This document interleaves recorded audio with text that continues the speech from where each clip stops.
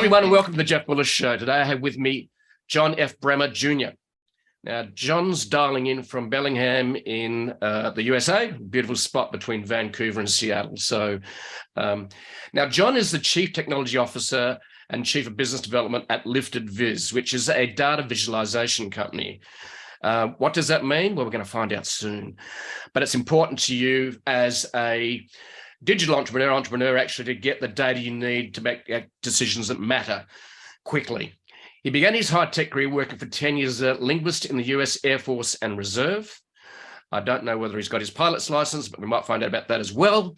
After earning a BA in Applied Linguistics, John joined Boeing Computer Services Artificial Intelligence Center, working as a computational linguist, helping develop a computer program that could read and understand tens of thousands of pages of Boeing aircraft maintenance manuals. Now, that doesn't sound exciting. So getting a machine to do that sounds like a good idea, doesn't it? John enjoyed a 32-year career at Boeing. And that's interesting, in fact, John, that you started AI 32 years ago. Anyway, yeah, working as a computer researcher, software architect, and developer and product manager. He shares many inventions and 5 patent applications for his work on product applications, including the Boeing Simplified English Checker, the Boeing Collaborative Document Reviewer, the Boeing Atom Augmented Reality application for Microsoft's HoloLens, which has been used in Australia, by the way, I've heard. So, but John, welcome to the show. I think we're going to have some fascinating conversations around many things, from AI to why do data visualization and how it can help companies grow. So thanks, John. Welcome to the show. It's great to be here. I enjoyed listening to some of your podcasts to prep for this. I learned a lot already. Okay, cool. I'm glad someone's listening to it. No, it's good. So John, the big question, burning question for me, and I'm sure some of our listeners, would be, why data visualization? And then we'll start, why did Data Viz start the company? Yeah, well, recently we were at the Tableau conference, which is the market leader now owned by Salesforce, big software for self-service data visualization.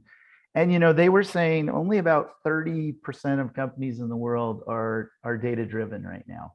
And the rest would like to be, and either they're not that far along on their data journey, or they can't afford it. They're too small, for the technology and the cost of it right now. But, data visualization is just a natural evolution of business reporting. Every business owner has their spreadsheets, they can read them. But when it comes time to communicate that information out to their business managers, to communicate it up, or to venture capitalists, to make an argument, they need a better way to communicate the insights that data holds. Yeah. And so the way that you do that, the way that these technologies allow you to do that, is they can they turn the hundreds of columns into focus charts and graphs that can tell a story. And storytelling is also a big part of visualization. And if you do it right, then you can make a really strong argument, and you can have a call to action, and you can drive change, the kind of change that you're after. Yeah, and for entrepreneurs especially, is that they might be advertising on multiple sources such as Facebook, Pinterest, Instagram. They're doing YouTube video ads. And so, in essence, just some simple things that data visualization could help with, and also trusted data that you're putting into that visual representation. It's things like, okay, how many impressions did I get from this ad? How many clicks did I get on this ad? How many leads did I get from this ad? And the big one is, how many sales did I get from this ad? Absolutely. We could make it as simple as that, so couldn't we? So tell us a bit about how you see data visualization is important for that simple, and that's as simple as it is, really. It's a quick high-level view of sales and marketing. So That's a classic return on advertising dollars, Yeah. or return on advertising spend. And, you think about it, if your marketing person is, everything's cloud-based. So these are all software as a service kinds of things. So that means if they're advertising on 10 social media platforms, they've got 10 logins and 10 and not only that, once they get to that particular admin part of Meta or of YouTube, then if they want to get to the analytics, they got to know where the analytics is. They got to get down into the particular chart they're interested in. And that was just one. They got to do that with 10 different ones and then try to tie that into their e-commerce platform, Wix or some, which also has an API, and into their Google Analytics. I mean, you can imagine they could spend 6 hours just logging into everything and doing screen captures and trying to mash all that stuff together so they could get an insight. Is practically impossible. Yep. So just imagine if you can bring up your data visualization platform and connect to all those APIs, instantly pull all that data in, merge it, reshape it.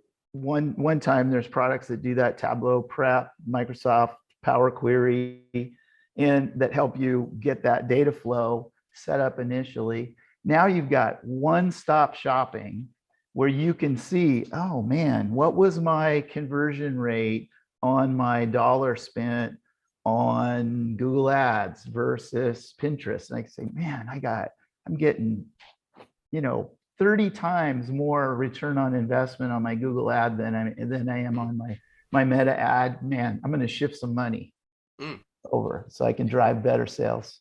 Exactly. And the thing too is if you, and at the end of it, one of the most important things to know is lifetime value of a customer. Okay, so not only the sales, but okay, so you might get an initial sale and it might be a monthly subscription service, but then you need to know, and as time goes on, your data becomes better because then you start to understand, okay, a customer that pays $39 a month for a service, they're going to stay for 18 months, but you don't know that until the 18 months is up if you're starting a new business. So if you know that your lifetime value of a customer is $200 and it costs you $100, and once you've got something like software, the cost of delivering it is just almost negligible. So you've got high margins in cloud-based subscription software. Mm-hmm. So if you're spending $100 to get a $200 customer and you know that, then you can go, well, I'm just going to crank up the advertising. Yeah. Yeah. Yeah. And I think,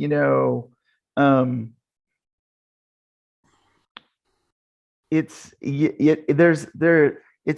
not just, the first time as a company starts on its data analytics journey, it's not just data visualization that you get back initially. It's also a roadmap for how to get to where you want to get to, because you think about, well, you ask for these different pieces of information you want to be able to make decisions, but probably your landscape isn't instrumented adequately for you to collect the information that you need. So for example, maybe you want to know what's organic and what's not organic, or what's tied to a certain marketing campaign, or what's a wholesale e-commerce purchase versus a retail. But you did all this advertising, but your URLs aren't tagged adequately. Exactly. So that when the data comes back, you can make those distinctions. So a lot of times what we're providing is the project management framework for data visualization, for you to help you figure out what your requirements are, what the business questions are that you're trying to answer, and how you can answer those. But then as we go down through what we call our LV5D process, we will deliver you the dashboards that we can based on the data that you can supply us. but we also can give you a recommendation for it. Well, here's these other things you wanted to know, these business questions you wanted to answer. And here's how you've got to go back into your infrastructure, into your ecosystem, and instrument your advertising links and other things so that you've got the data annotated in a way that then you can answer the business questions that you want to answer. Yeah. Plus, there's always data quality issues. It's just amazing. People, have their data lakes in their warehouses and everything, and they go to do analysis and they discover that their backups haven't run for 6 months. And there's no data there, but they would have never known that if they hadn't tried to visualize it. Yeah. Well, as they say, it's complicated. Yes. So, and your job as a data visualization company is obviously to make it as simple as possible, as trusted as possible, and also, and this raises the next question for me is, and I've seen your LV5D dashboard, and for those of you who don't have that in front of them, it means define, design, data prep, develop, and deliver the final solution. So that's the process that you guys do. And might get that in a little bit without making it too complicated. Yeah. But so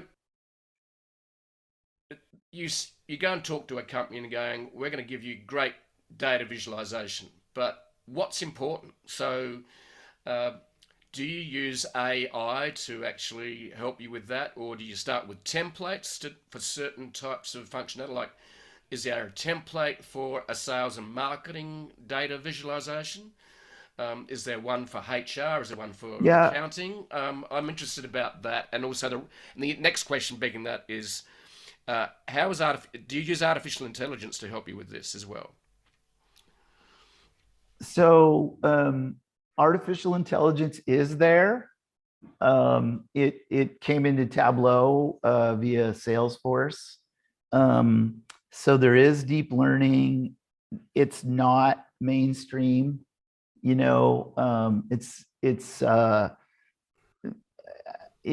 not something that's being really embraced yet, but it's coming down the pipe. So, and it's something initially that'll, be, for really big companies who have a lot of data and a lot of access to that data. Yep. And your first question about how, where the value is. Can you repeat what you? Okay, so what's in terms of data visualization, what areas do you focus on? What areas do you focus on? And give us an example of how you would approach a typical client. And I would assume they're more medium to larger clients, but the principles are still the same for a smaller to medium client. So how do you approach? The company says we want a better reporting, we want data visualization, and and that also because you're trying to solve a problem, right? That's what data visualization is doing, isn't it? Yep. So if you're consulting or you're training, you're trying to upskill people in their jobs and help them be more effective, or if you're trying to go in somewhere and build the visualizations for people. But we never want to go in, and we always want upskilling and reuse and education to be part of our consulting. By the time we leave, we want you to be able to be data visualization developers. We don't want to, it's a big part of adoption too. You're trying to get the people inside to get max value from what you're bringing to them. So you want to help them on their data literacy journey, and that means that they need to be comfortable with reading charts and graphs and producing charts and graphs, and their audience needs to be comfortable with it. So that's one of the first questions is, where is your company on the data literacy journey? how sophisticated are they at understanding data? Because if this is like the first go, you want to keep it simple. You don't want to show them fancy bottle charts and things they've never even seen before, and they don't have, they're because you got about 3 or 4 seconds to get somebody's attention, or then they just turn off. So that really insightful, meaningful, actionable insight that dashboard is showing them, you want to get right away, and no brain power involved. You want it to jump right out to them. And so that's part of the design aspect, leveraging the gestalts and the pre-attentive attributes and all that stuff that designers and graphic artists are really good at. But really the first step is in our define stage, and it's very much like a classic software requirements activity. You're trying to we have templates that we use, interview templates, to make sure that we touch all of the boxes that we need to know. But really, you're trying to have a conversation with someone and have them go through kind of this discovery process as they think about their business and they think about their spreadsheet and their reporting that they're using now, what works and what the pain points are, and because you're looking for an improvement in a return on investment for them over and above what they have now. Yeah. And then there's a lot of other things that go into the recommendation for what tool set they use, which has to do with what licenses they're already paying for, how much they can afford, what their distribution model is going to be like. So there's a lot of things that go into it, but at the end of the day, you're trying to help them express and understand what their key business questions are that they want this data visualization to support. Right. That's the crux of it. And it may be that some boss ordered this guy to, or a business owner ordered this person to like go do data visualization, and it could turn out that there's not a good business case for them. But one of the things, by following a really good project management framework, is that you make sure that you don't have a lot of churn, a lot of scope creep, and that you're getting this validation at each step of the way that you're doing. So kind of some classic agile development things. And it's not rocket science, but it's like everything else. If you're organized and you focus on quality and you follow a good process and you have good people, you can have a better chance of a good result. Yep. And that last step, which is the deliver, is the one where a lot of people fall off and drop the ball. It's really important when you get to the end of the process, even if it's only been 6 weeks, that you take the time to train the audience on how to use this new artifact, and that you check back with them. You just don't email them a link and think that, oh, I'm done. You're not going to get adoption that way. And if you want to get future business and you want to get a good reputation, you want those dashboards you develop to be adopted. You want to show that there was a return on investment for the money that they spent. Yeah. So process is very important. In fact, a lot of entrepreneurs forget that that if you create systems and good processes, it'll set you free as an entrepreneur, because then the team knows what they're doing. The system gives you the information you need to make the right decision. So, but let's wind back a little bit to how did DataViz start?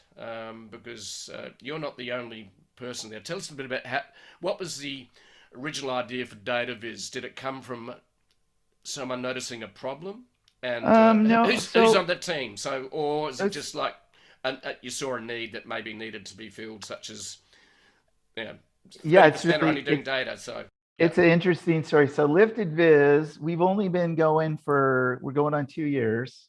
yep, And we started because we had an investor come to Gina, who is my daughter. She's been a consultant and worked for um, Fortune 500 companies and been a Tableau ambassador and a speaker and had kind of a pretty pretty rapid rise to success in the data visualization consulting world. right, And she teaches for the University of Washington data visualization program.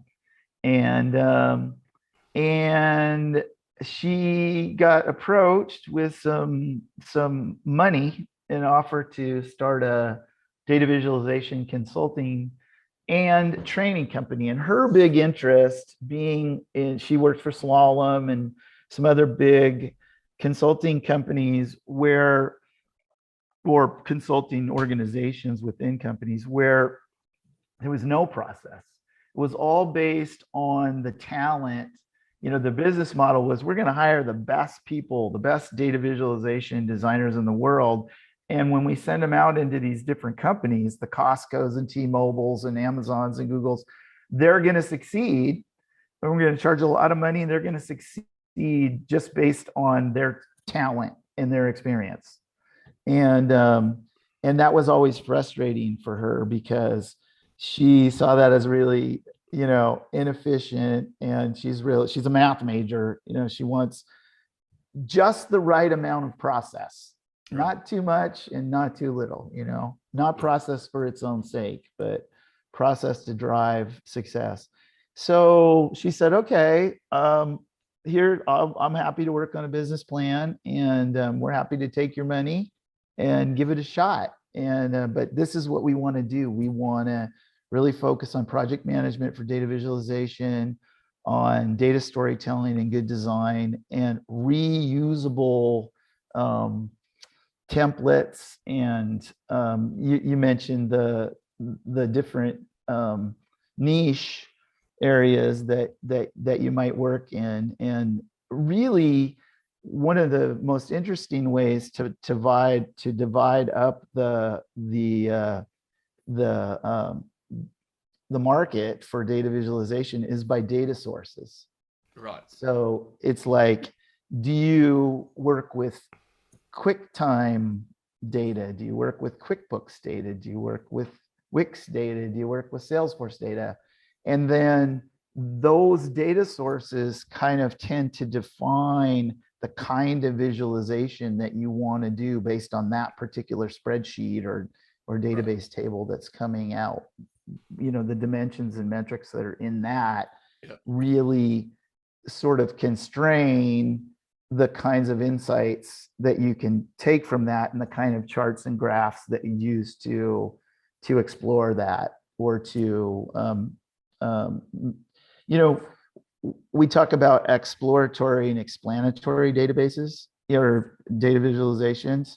You know, one where you're making the case for something, you're supporting a business, the answer to a business question in a particular action. That's explanatory. And then exploratory is where you're actually giving someone a tool where they can look for the insights themselves, you know, more parameterized, more exploratory. yeah, But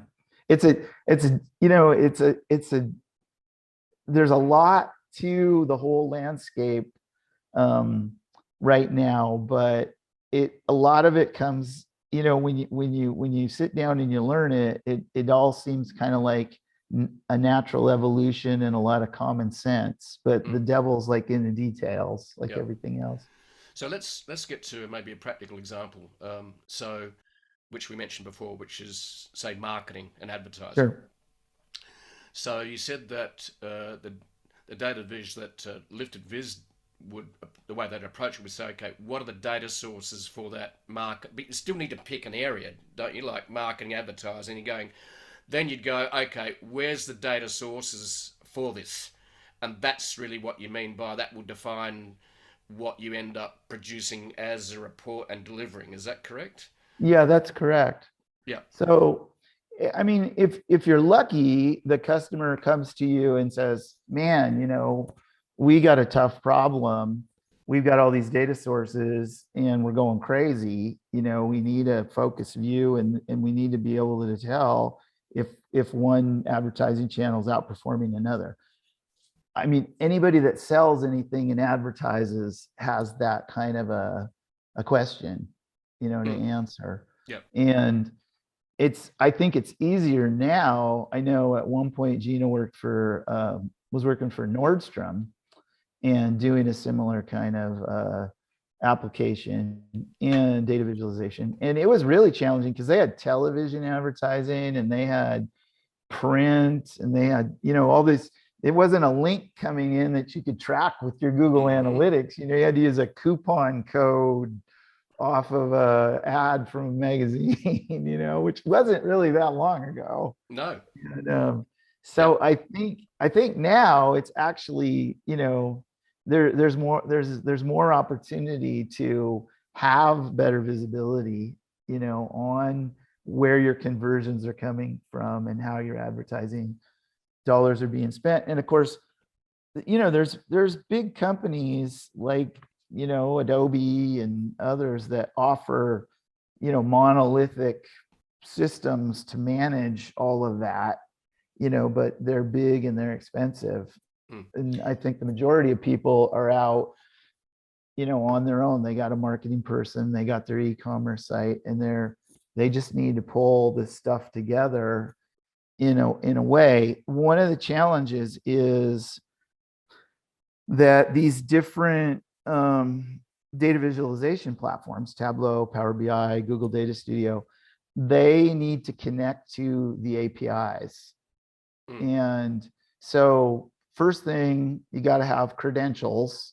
If you're going to go connect to your Facebook, then you need credentials. And most that kind of reporting is probably being done on a monthly cadence. So once a month, you go pull the data down from everywhere, and depends on how often you're going to look at it and how often you're going to redistribute your dollars. Maybe you only do it once a year, so maybe you only need to look at the prior year and make that determination. But all those things kind of come into your requirements and go into your design. But the data is always the most challenging part. And I'll give you an example. On our Tableau public site, there's two data visualizations for a local company here called Kombucha Town. And they're a kombucha, a fermented beverage, kombucha. And they distribute nationwide, and they had a big downturn during the pandemic. And they came to us and said, "Hey, we want to make a pitch to our investors that our downturn was due to the pandemic, and now the pandemic's ending, that we're starting to climb again." And we're like, "Oh yeah, that's great. We can support that messaging." And then they also wanted better visibility on their nationwide distribution. Well, the real challenge for that was getting a hold of the data, because they go through these different beverage companies and grocery companies that distribute their product.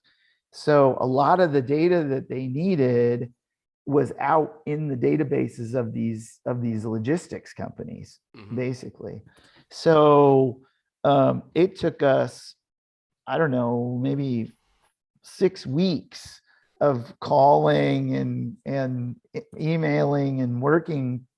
Even though you have permission, you've got to get to the people who can generate that data for you and send you a spreadsheet or send you a common delimited file or something.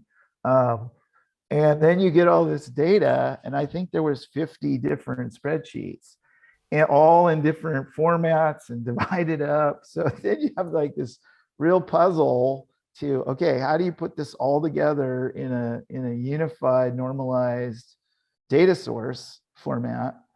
in a way that's repeatable, so you can do it again next month or Yep. next year, and in a way that the data is shaped so that when you visualize it, you can answer the questions that you want to. Cool. So, Yep.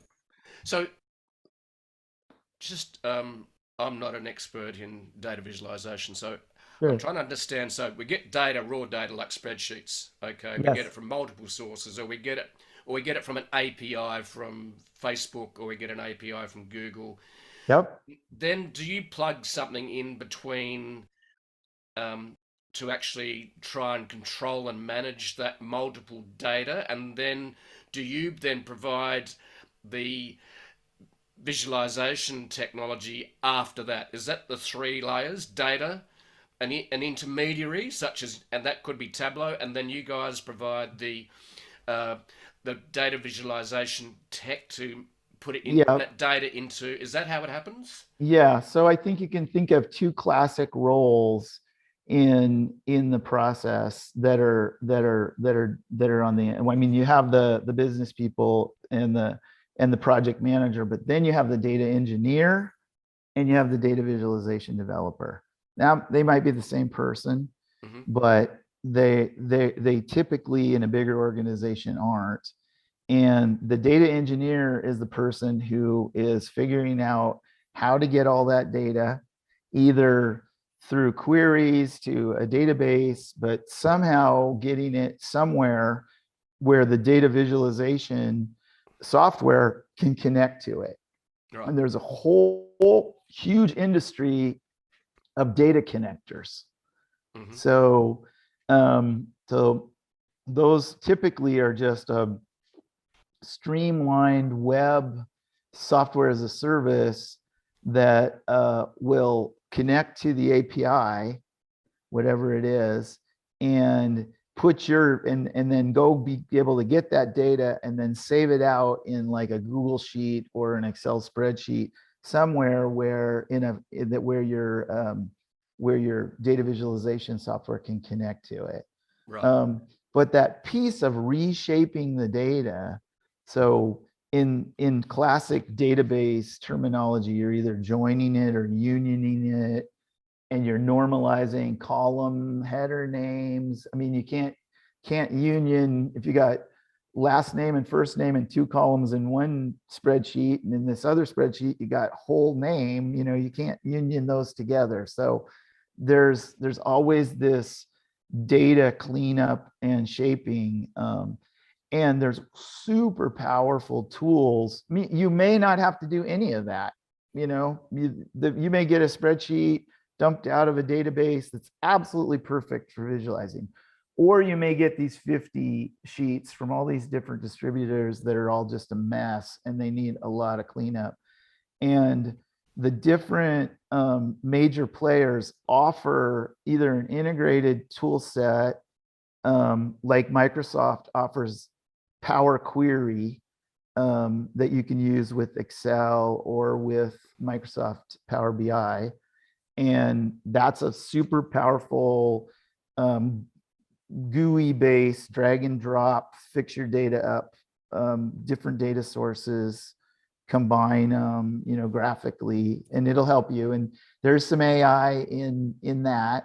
And then Tableau has a similar product called Tableau Prep, and it's the same kind of thing. Once you've got the connections to the data, it lets you pull the data in and combine it and reshape it. And then after that, then that's what Lifted Viz does. It actually takes that data from that intermediary. Yep. And then turns into a high level visualization report that you can make quick executive decisions and that's interesting about the role of visual in being human. And so we talked a little bit about this in that. So why is visualization really important?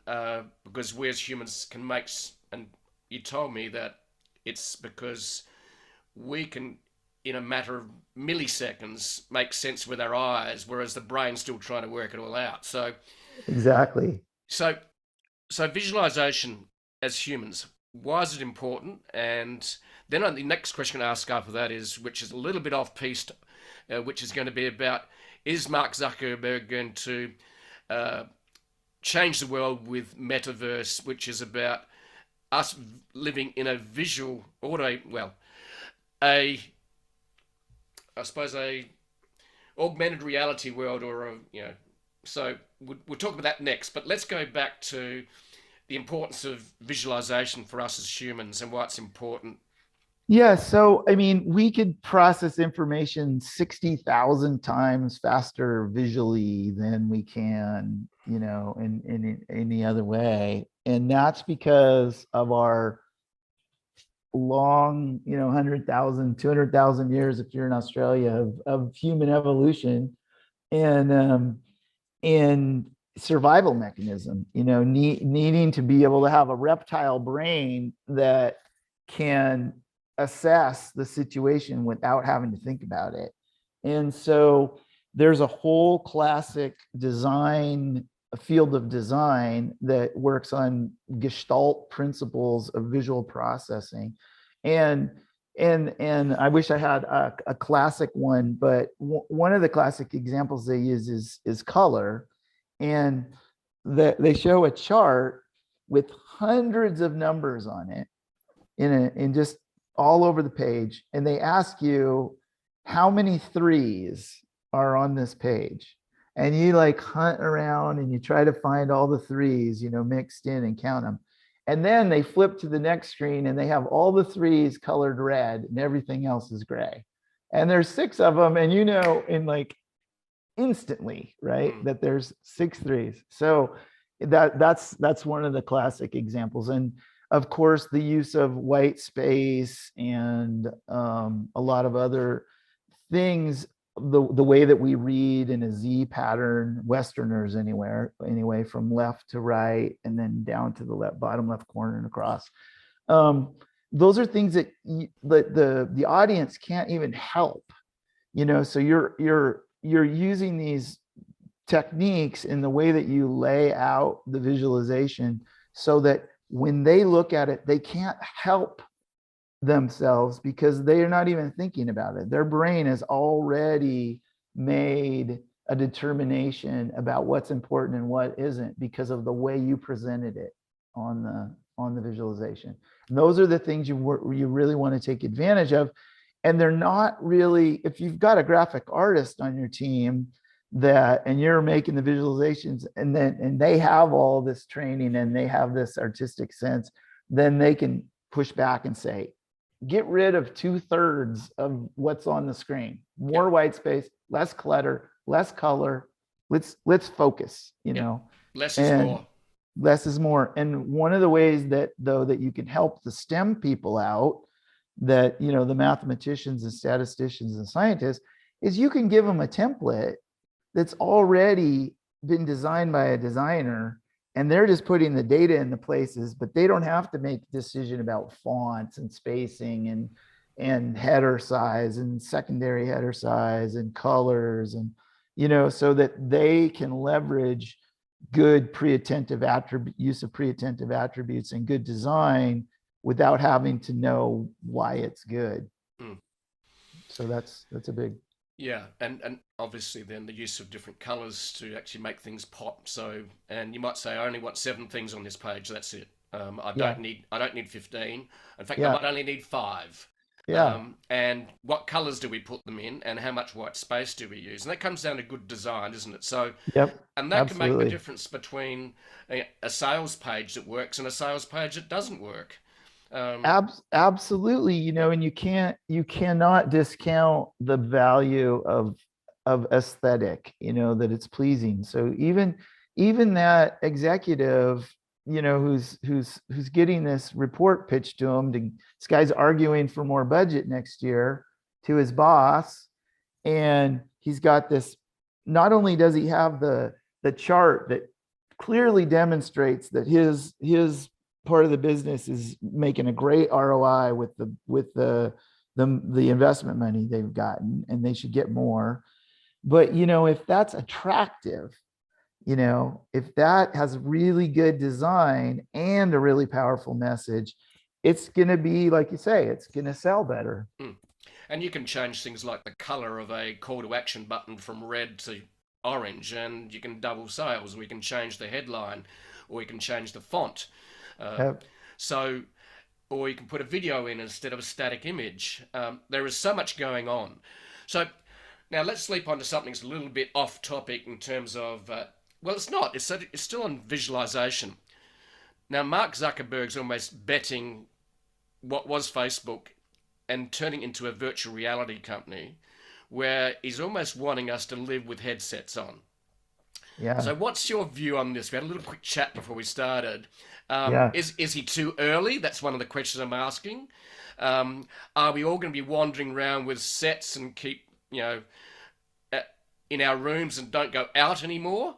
Um, reality versus virtual reality. We already have augmented reality. It's called a smartphone, which actually is in our hand, and we can pull it up and pull it down when we need to. Yeah. Okay, so I'm interested in your thinking on visualization because that's really virtual reality that he's trying to be saying. Okay, I'm going to put you in a headset, and this is going to be your visual reality, virtual reality. How do you think that's going to work out? And is he too early? I don't think he's too early. And, I think that there's, it's not going to be for everybody, obviously, because you mentioned like the idea of going around with a headset on all the time is crazy. But, helicopter gunship pilots have been wearing virtual reality helmets, for years. They have heads up displays and over the horizon. And I mean, you can't fly an Apache attack helicopter without the magic, augmented reality helmet, because Right. you don't, it's, you're not capable. And I suppose if you think about Formula One, you think about even when you back up and you're about to run into something, your car starts beeping at you. Mm. We're all living in this augmented reality world. And I think what I've seen working with HoloLens and Oculus, and some of the other ones as well over the last 6 years is there, the hardware is improving at, really fast. And so that from an industrial point of view, that means that your frame rate is going up, Mm-hmm. which means that you have less seasickness. So if you're going to keep it on all day long with virtual reality, you need even more of a frame rate to be comfortable, like maybe 120 frames a second. With augmented reality, because you have reality there, you're not, you could get by with a little slower frame rate without getting sick, as long as you're not like in a roller coaster application or something. Mm. But I think the other thing that's happened with the hardware is there's this blur between augmented reality now and virtual reality, because the the thing that HoloLens did was it freed you up from the backpack, because it's mapping the room with its LiDAR, so you don't need these external sensors to map the room and communicate that back. So that's, now that's just the norm. And so the augmented reality are doing it too. So, I mean, the virtual reality. So like hand tracking instead of controllers, for example, is, is like super doable. And um, so also the virtual reality has see-through cameras now. So even though you have a virtual reality headset on, the difference before was virtual reality, you're in the dark until the application comes on. Augmented reality, you're seeing through the glass until the holograms pop up. Now, in the high-end virtual reality, you're seeing, the cameras showing you can't tell if you're seeing through it through glass or you're looking at a camera. It's like one of those fake walls on a cruise ship that's a big screen TV that's pretending you're in a balcony cabin, but you're in the inside, Right. So it's like, so I do think that that it's like, it's already disruptive technology at places like Boeing and Mercedes and NASA. I have a quick, great HoloLens story about the space station. They had a water filtration system kit that was that the astronauts had to assemble in space, because if they assembled it beforehand, it wouldn't survive the G's on takeoff. Mm-hmm. And they were having trouble putting it together. It's kind of like they had kind of like IKEA instructions, to put it together. Right. And so instead, all they did, is so simple, is they took a HoloLens to space, and they had a model of the finished water system, like the table was already put together, and the astronauts could pull it out, make it bigger, spin it around. They just set it right there, and then they took the bag of parts and they copied it and put it together, in space. Wow. Just so simple, but so powerful. Yeah. So I think the other one thing that we should keep in mind too, that's super, we're seeing it in industry, like at Boeing, is there's a huge amount of low paid, underpaid game people out there that are developing in Unity and all the other big game engines that are the exact same engines that industry is using. And so there's a ton of available developers that they can pull out of the game world. And these game people, come in, they were getting paid $20 an hour, and all of a sudden they're getting paid $100 an hour, and they're making, and the game isn't like, first person shooter, it's like first person mechanic. Right. Okay. Yeah. So is there going to be, so Metaverse is betting on the fact that virtual reality is going to be democratized, and in fact it's going to be available for everyone. And we also mentioned about the brain plug-in that Elon Musk is going to do, which is basically allows humans to become superhumans, because now they've got this plug-in in their brain that taps them into the world's consciousness and world's intelligence, because the internet's been doing this for a long time. Really, actually, the internet has plugged us into human consciousness globally. Yeah. Okay. Absolutely. And we can choose to dip in and out of that. Whereas the other thing too, Steve Jobs with his the smartphone, with the Apple phone, he basically took a niche smartphone, which was the the BlackBerry, and made it available to the masses. So it was mass adoption. So is the metaverse going to be a niche product for a long time? It's got to be the right price. It's got to be the right product. Will it be, instead of a goggles, will it be a set of glasses that Google Glass tried to do about 7 or 8 years ago? Yeah. So we live in interesting times. So we actually are already augmented as humans. We carry our human consciousness global around, yes, glasses, smartphones. We can dip in and dip out. So I'm really intrigued by whether it's going to just be niche or whether it's going to be a democratized virtual reality. And I think that's what Mark's trying to get to, is going, I'm going to make it available to the masses. He's got to make it cheap enough. It's got to have a compelling reason to use it. And I still think he's trying to work out where that sits. Gamers can use it, industry can use it, great. But mass adoption, I'm still not convinced that we're ready yet, and we've got the right product. I don't know. I think you're right. I mean, I think it has to offer something more than the computer or the phone, and maybe haptics is going to be part of it. Obviously, as the cost comes down.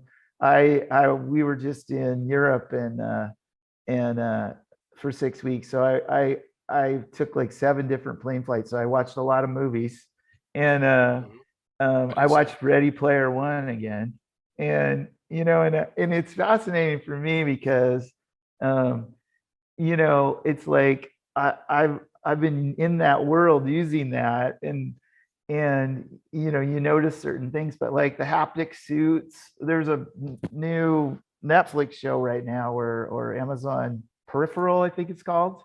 It's in and it's all about, again, their virtual reality, but it doesn't have anything on your, in your eyes. It taps into your brain directly. So it's Right. more of a, And what's a haptic suit? haptics is when you play virtual reality, but you feel, you have pressure it's either your whole body or just the gloves. And it's really interesting, like, because your brain's so powerful. Like, one of the classic examples of a haptic, the effectiveness of like haptic gloves is you'll be in a virtual reality game and you'll get your finger cut off, and all the haptic suit does is give you a little shock, but Right. you actually feel the pain of getting your finger cut off. Wow, So okay. yeah, Okay. which I don't know if that's a good thing, but in Ready Player One, I don't know if you've seen No. that movie, but the other thing that's really interesting about it is all these people live in a future slum, and they all live in this virtual reality world, and they get to be their sexy, smart, best self in their avatars. And um, and one of the most interesting things about it, I think, from a cinema standpoint, is now when you're in the virtual reality, you have to make the virtual reality characters look like, not like all the way human, because then you can't tell if you're in the virtual reality world or in the real world. So it sounds to me like it could be addictive. Yeah. Well, I mean, I think, I have not delved too much, especially professionally, into the seedier side of virtual reality, Mm. but that is like for the from what I've seen, that's definitely gonna have its whole, just like with the internet, its whole world, because it's amazing. I mean, how lifelike and realistic things are. So there's gonna be, I mean, I think sci-fi is happening. So hang on. Yeah. Well, Yeah. any technology will be used for good or for evil, or good things or bad things, Yeah. and maybe the truth sits in the middle. Like gunpowder was created to actually help, mine, uh, you know, do mining better. Yeah. But then it was turned into a weapon of war. So nuclear Yeah. power, same deal. So this is a challenge for us as humans, isn't it? Trying to adapt technology so it serves us rather than us becoming a servant to it. So, Yeah. um, so just to Yeah. wrap it up, Sure. but a very interesting area, this virtual reality and augmented reality. And I just Yeah. thought, with your background and what you've been doing with HoloLens, with Boeing, and it is fascinating, and it's got some implications for commerce as well, obviously, and entrepreneurs. Okay, so Lifted Viz, just to wrap it up, is looks at creating good processes to help people make better decisions by giving them information visually. What's your target? What's your most optimal type of client? Is it a certain industry? So, I I think, right now it's still bigger companies mhm. that have the return on investment. Yep, That you have to have a big enough ad spend to make a return on ad spend dashboard worth it. yep, You know, um, so and I also think that upskilling um, is really the market where we've seen the most opportunity. People that they really want. In fact, we've seen a couple companies now.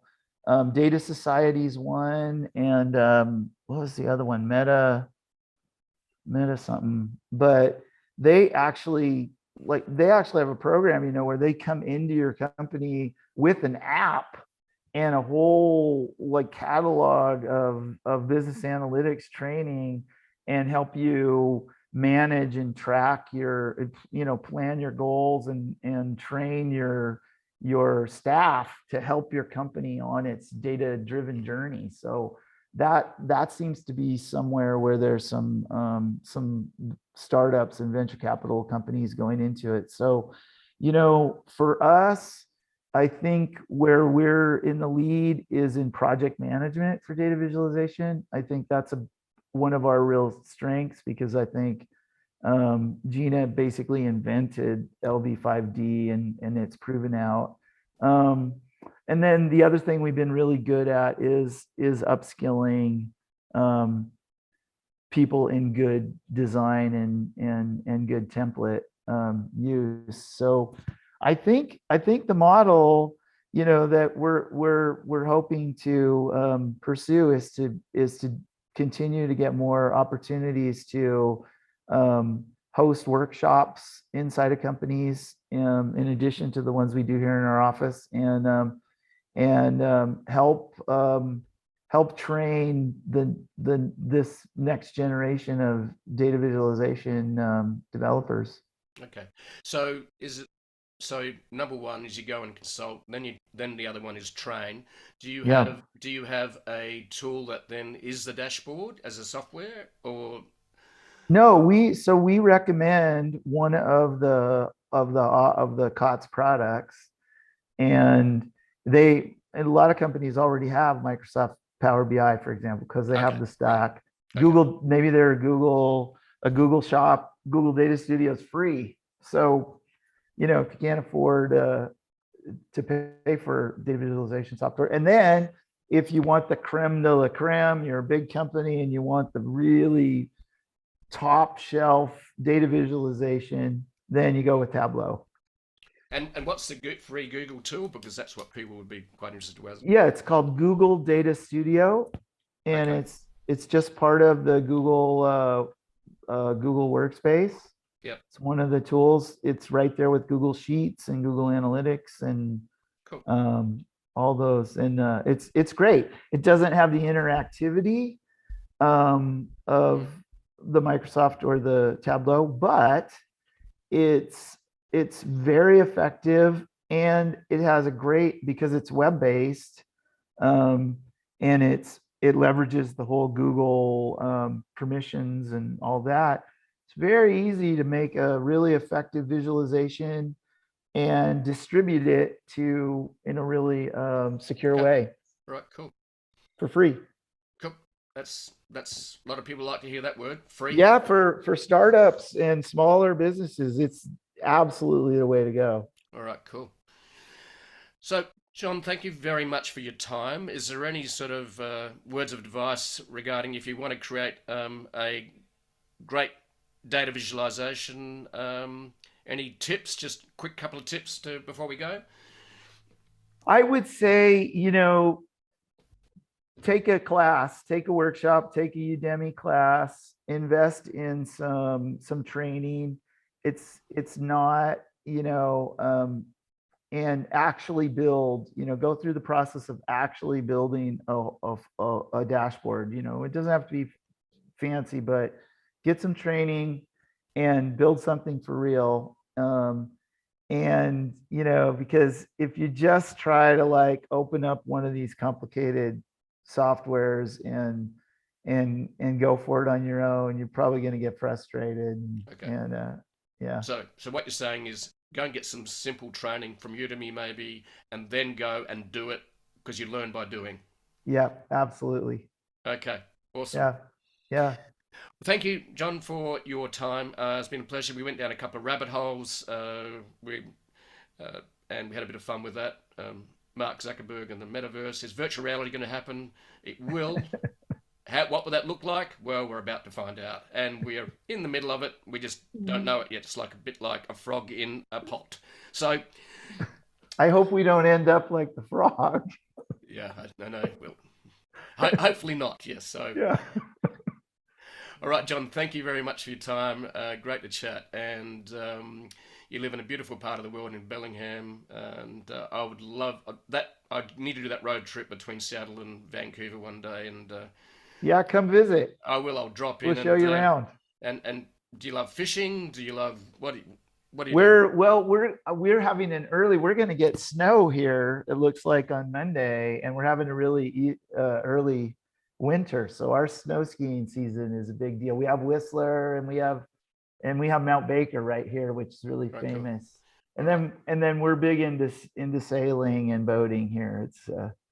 It's lots of water. Yeah, there's a lot of water around there. Yeah. Yeah. Hey, I really enjoyed it, and I'm looking forward to following some more of your podcasts. I've really enjoyed listening to them. Thanks, John. It's been an absolute pleasure having you on. Thank you.